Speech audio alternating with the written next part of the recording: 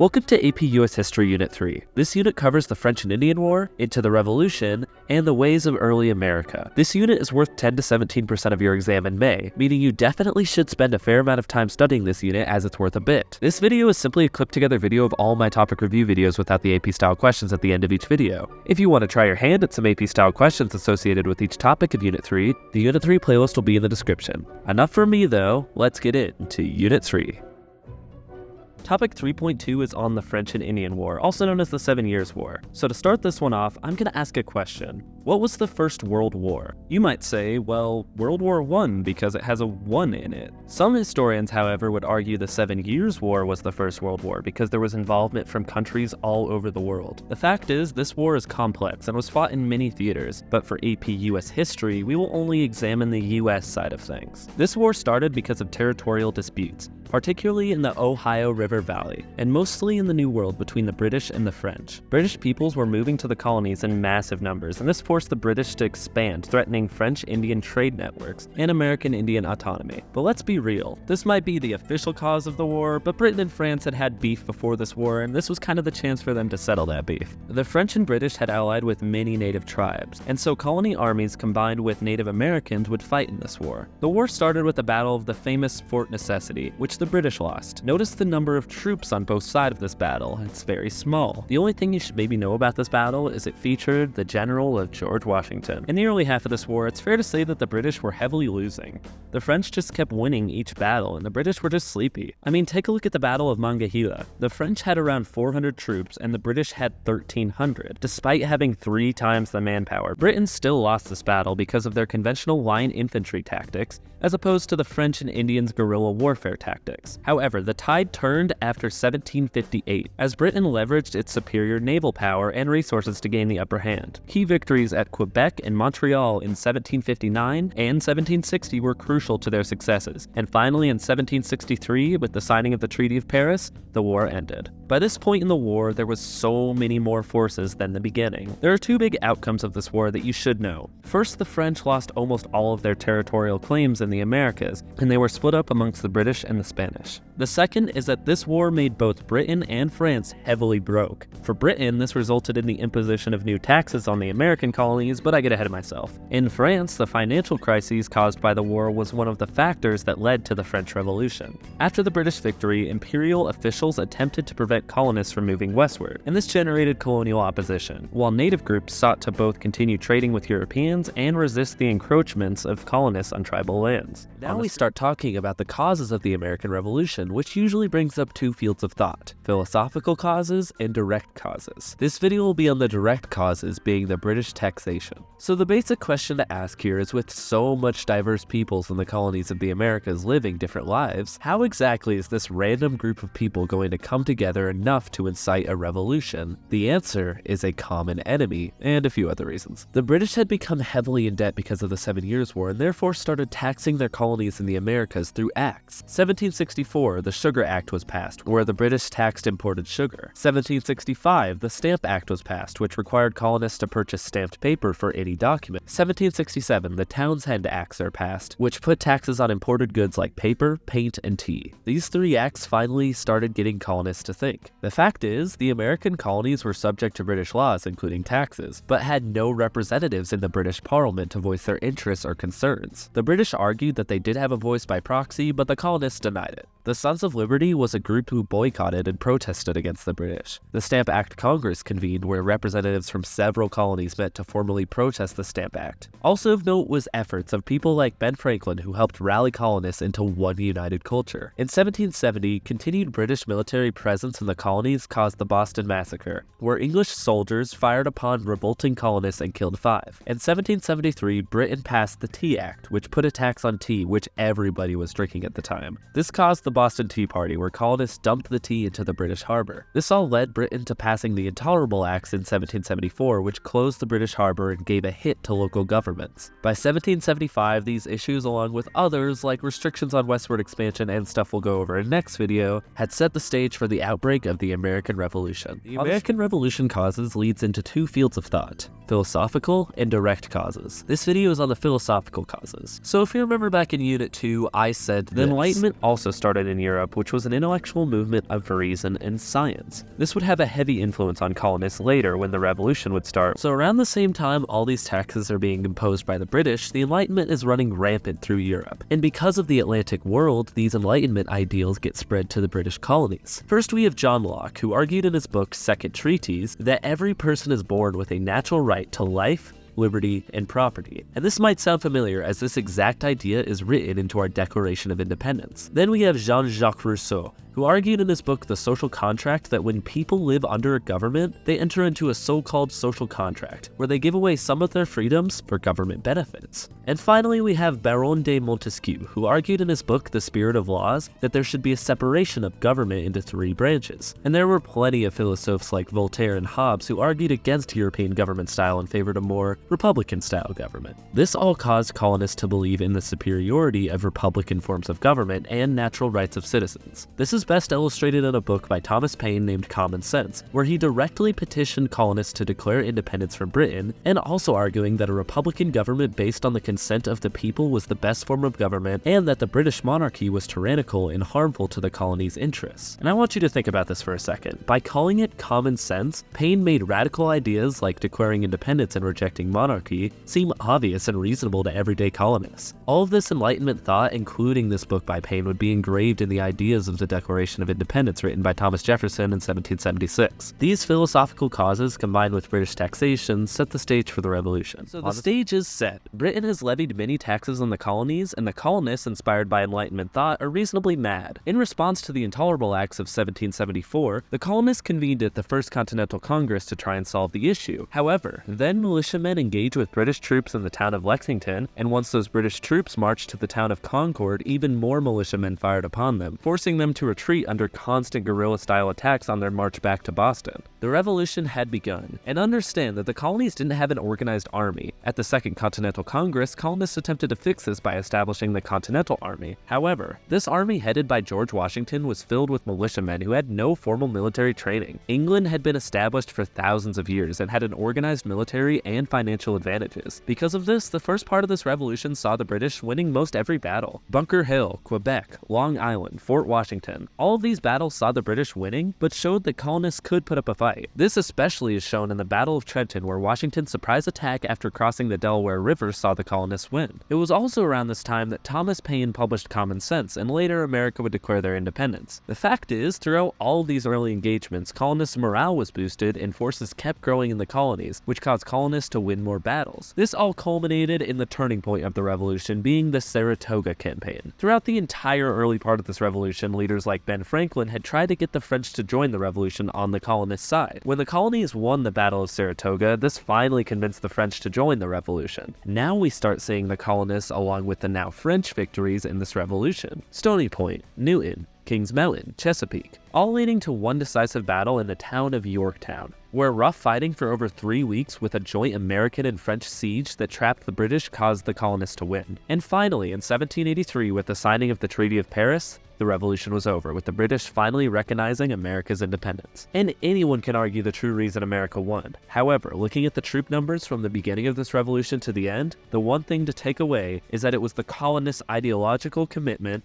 resilience, and assistance sent by European allies that truly caused America to come out on top. Although the revolution is over, the question is, what effect did it have on society? Well, one of the things often glossed over about the revolution is that there were calls for abolition of slavery, hence garnering the name abolition movements. The reason for this was because of increased awareness of inequalities in society, and of course the Enlightenment, which caused people like Anthony Benezet before and through the revolution to continue writing books calling for the abolition of slavery. It did end up working, but only in little states like Pennsylvania, where they passed an act for the gradual abolition of slavery, which gradually got rid of slavery in Pennsylvania Pennsylvania. This was the first act of its kind and set a precedent for future abolitionist movements. There were also many other abolition movements in other northern territories like Massachusetts. Women played crucial roles in the Revolution, often working as nurses, seamstresses, and managing households in their husband's absence. This increased participation, along with Enlightenment-inspired feminism orchestrated by Enlightenment thinker Mary Wollstonecraft, caused women to call for more expanded roles in society. Abigail Adams, in a letter to John Adams, pleaded for him to remember the ladies, and Judith Murray, in her On the Equality of the Sexes, used theology and reason to explain the equality of men and women. This would lead to a growing idea of Republican motherhood, which called on women to teach Republican values within the family and granted women a new importance in American political culture. However, women wouldn't start getting true rights until the first wave feminism of the mid-19th century. And last thing to note is the American Revolution's effect on the rest of the world. Debt caused by the American Revolution, along with many other reasons, caused France to go through a radical, bloody revolution. Haiti, being inspired by the American Revolution and a lot of other reasons, caused a slave rebellion in which they won. And once again, the influence of the American Revolution was a factor in causing a series of revolutions throughout Latin America. And though each of these revolutions had their own modicum of reasons for breaking out, the fact is, the American Revolution and its influence is a reason for each one. So I'm sure you were wondering how the colonies are governing themselves after this revolution. Well, first, states throughout the Americas around the end of the revolution started implementing their own state constitutions, which typically placed power in a legislative branch and kept that only people who owned property could vote. However, these constitutions showed America was not unified, and rather a bunch of separate states. Something called the Articles of Confederation were implemented at the Second Continental Congress, however states didn't really recognize it. In 1781, by the end of the Revolution, over a ratification process of 4 years, the Articles of Confederation finally came into power. The Articles created a central government for handling common concerns of the states, like diplomacy, defense, and managing Western territories. However, it was internally weak to avoid the kind of centralized authority that the colonies had rebelled against. The federal government created by the Articles could not enforce laws directly on the states or citizens. It had no power to tax and was largely dependent on state cooperation. Despite its weaknesses, the Articles did achieve successes, such as the Northwest Ordinance of 1787, which set up a framework for westward expansion. It established guidelines for admitting new states, promoted public education, protected private property,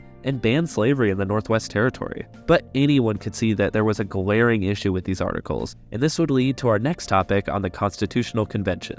Federalism, an idea that combines a general government with regional governments in a single political system. The Articles of Confederation was the original attempt at being a federalist document. The issue is that it didn't maintain a balance between states and the federal government and gave states too much power, and this ended up making the documents being weak. State representatives all knew this and decided to meet in 1787 at the Constitutional Convention, where they would, through negotiation, collaboration, and compromise, draft a new form of government, being the Constitution, which made a more central government. The actual details of the Constitution will be covered next topic. For now, let's talk about this convention. The idea of federalism changed as a result of this convention. The way it changed was articulated in a document known as the Federalist Papers, written by Hamilton and Madison, arguing a strong central government was necessary to create a perfect union and to protect the individual liberties of the people. So basically, it was condemning the articles that did not achieve this central government. Then a new group would pop up opposing this imposition of the new constitution, known as the Anti-Federalists. People in this Anti-Federalist group, like Patrick Henry and George Mason, argued that the Constitution didn't address states and individual rights enough. Because of this, to ensure the Constitution would be ratified, Federalists promised the addition of the Bill of Rights, which were the first 10 amendments to the United States. They emphasized individual rights and explicitly restricted the powers of the federal government to appease the anti-federalist groups. The best way to describe the Constitution is Ben Franklin's speech at the convention, where he said he didn't approve of parts of the Constitution, but acknowledged that a perfect document would be impossible, and this was likely the best thing that could be made. However, there was always one big issue, and from now until 1865, slavery will be that issue. The Constitutional Convention compromised on slavery by doing two things. First, they would pledge that Congress could not prohibit the international slave trade until 1808. Second, they made it so enslaved people would count as 3/5 of a person when calculating a state's population for representation in Congress. Hence, it was known as the 3/5 Compromise. But understand that even though slavery was such a glaring issue, know that the word slavery was actually never mentioned in the Constitution. And that's all one today. The Constitutional Convention, though originally happened to change the Articles, caused a new document to come out of it explaining a new way of government that is still used to this day. It created a central government that the Articles lacked, but also allowed the powers to be limited to embody federalism. There was still an issue though. People from states with a low population wanted an equal share in voting rights in the country, and people in states with higher populations wanted more voting rights because they had more people. This is where we see the great compromise of having the House of Representatives based on population and the Senate based on equal voting rights to each state. This constitution saw the implementation of 3 branches of government that are all supposed to have equal levels of power with the ability to check the power of each other branch, with the judicial housing the Supreme Court, the executive housing the president, and the legislative branch housing the House and the Senate. And through a lot of different ways explained in AP Government, each branch has its own specific ways of checking powers of the other branches to make sure one branch doesn't get too powerful. And in this way, we see the Constitution embodying the idea of federalism very well. So the Constitution is implemented and Washington becomes America's first president, shortly followed by John Adams. During their presidencies, foundational institutions were created to implement the Constitution, such as the establishment of the Executive Cabinet and the Judiciary Act of 1789, which would establish the federal court system, giving the judicial branch actual power. Specifically, Washington set important precedents, including serving only 2 terms and establishing a tradition of civilian leadership over the military. In the early years of the Republic, political leaders debated key issues like the balance of power between state and federal governments, economic policy such as the creation of a national bank, and the proper approach to foreign policy. These debates led to the formation of the first 2 political parties in the United States, the Federalist Party, led by Alexander Hamilton, favoring a strong central government and pro-British foreign policy, and the Democratic Republican Party, led by Thomas Jefferson and James Madison, advocating for states' rights and pro-French policies. These parties would cause separation that we even still see today. Washington warned against this in his 1796 farewell address, where he warned the nation against political factions, fearing they would divide the country. He also advised against becoming entangled in permanent foreign alliances, promoting a policy of neutrality that shaped U.S. foreign policy for years to come. After the American Revolution, the U.S. government had to navigate the continued presence of British and Spanish forces in North America. Britain specifically was participating in an act known as impressment, where the British Royal Navy forcibly seized men and forced them into naval service. So once the Napoleonic Wars broke out in Europe between Britain and France, the U.S. had to maintain neutrality, which was difficult due to issues like British impressment on American sailors and French demands for U.S. support under the Franco-American alliance, with the Federalists favoring Britain and the Democratic Republicans supporting France. Despite all of this, the Neutrality Proclamation of 1793 passed by Washington officially declared neutrality. Over back in America, Spain expanded its influence by establishing mission settlements in California, relying on the labor of local Native American tribes. This would allow a cultural exchange around the California area at the expense of Native Americans. As American settlers moved westward beyond the Appalachian Mountains, they sought access to key resources like the Mississippi River for trade. The U.S. negotiated treaties like Pinckney's Treaty in 1795, which granted Americans free navigation of the Mississippi to secure territorial and commercial interests. America was developing itself in its early years, but expansion westward would cause so much conflicts leading up to a certain war in 1861. But I get ahead of myself. Now we're going to move to talking about society and culture in the early society of the Americas. In the years following the American Revolution, a new national identity began to form.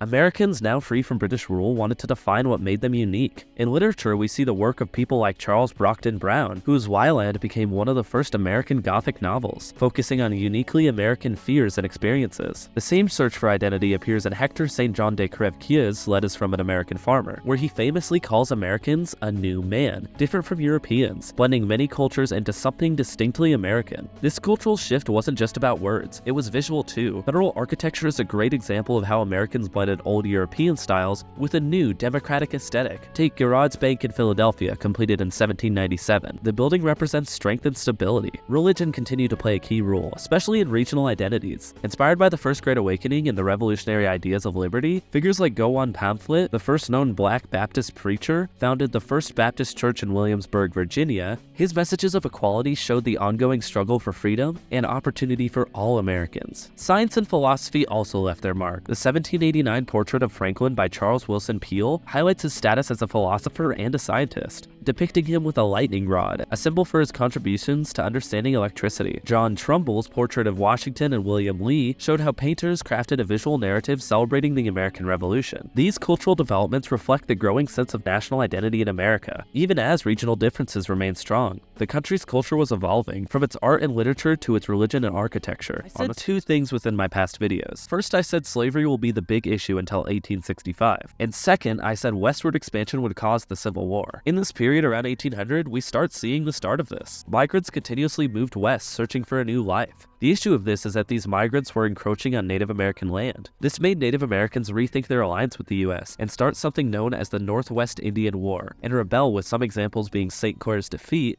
in the Battle of Fallen Timbers. Even the federal government had attempted to test its federal power in this frontier tension, imposing a violent whiskey tax and prompting a rebellion against it. In the expansion westward, Britain took the side of Native Americans and provided support against the U.S., which would heighten tensions between the U.S. and Britain, which would eventually cause another war to break out. The other thing to mention is the growing split between the North and the South. We start seeing these two areas separate on values around this time. The main reason for this was slavery. The South had slavery implemented heavily throughout its territories, and once they expanded westward, more slavery was implemented. This caused various anti-slavery sentiments to arise, such as Gabriel's Rebellion, where Virginia slaves rebelled and it ended in a violent suppression. Another example of this was the Act for the Gradual Abolition of Slavery mentioned in previous videos. But overall, even with the split starting to emerge between the North and the South, lots of historians argue that this point in history was when Americans were most unified. Thank you so much for watching. Let me know if I helped you out in the comments, but anyway, I will see you guys in Unit 4.